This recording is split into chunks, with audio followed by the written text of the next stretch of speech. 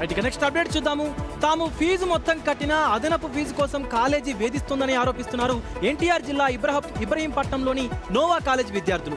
తాము ఫీజు మొత్తం కట్టాం కదా, ఇంకెందుకు మరి ఎక్స్ట్రా కట్టాలని అడిగితే మీరు పూర్తి ఫీజు కట్టకపోతే వైవా నిర్వహించేది లేదని బెదిరిస్తున్నారని వాపోతున్నారు స్టూడెంట్.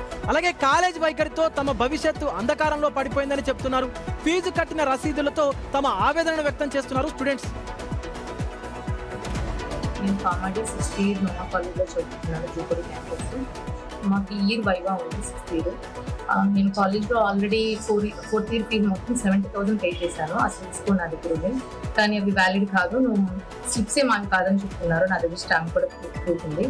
మేము నా వైవా ఆఫ్ చేశారని చెప్పి మేము పోలీసుని కూడా ఆశ్రయించాము. వాళ్ళు కంప్లైంట్ రేస్ చేశాము ఆల్రెడీ. కానీ కాలేజ్ వాళ్ళు వెనకాల పెద్ద పెద్ద వాళ్ళు ఉన్నారు, కాబట్టి వాళ్ళు మీరు ఏదైనా చేసుకోండి, మేమైతే రెస్పాండ్ అవ్వని చెప్పి అని అంటున్నారు. నా ఈ ప్రాబ్లమ్ని సాల్వ్ చేయాల్సిందిగా జైపూర్ యూనివర్సిటీ జిల్లా కలెక్టర్ అధికారిని అందరినీ నేను కోరుకుంటున్నాను.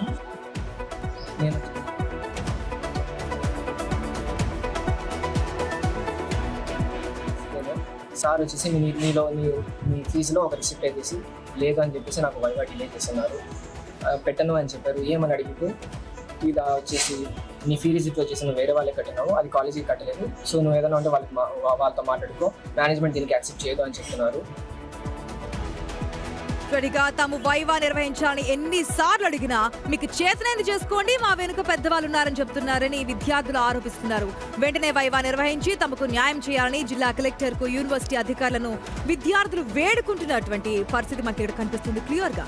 అదనపు ఫీజు కోసం కాలేజీ యాజమాన్యం అయితే వేధింపులకు గురి చేస్తే అసలు ఎందుకు కట్టాలని చెప్పి క్వశ్చన్ చేస్తుంటే తిరిగి విద్యార్థులనే బెదిరిస్తున్నటువంటి పెద్దవాళ్ళు ఉన్నారు, మీరేమైనా చేసుకోండి అని చెప్పి స్టూడెంట్స్ నే బెదిరిస్తున్నారంటే వారి భాగోతం ఎలా ఉందో కనిపిస్తోంది.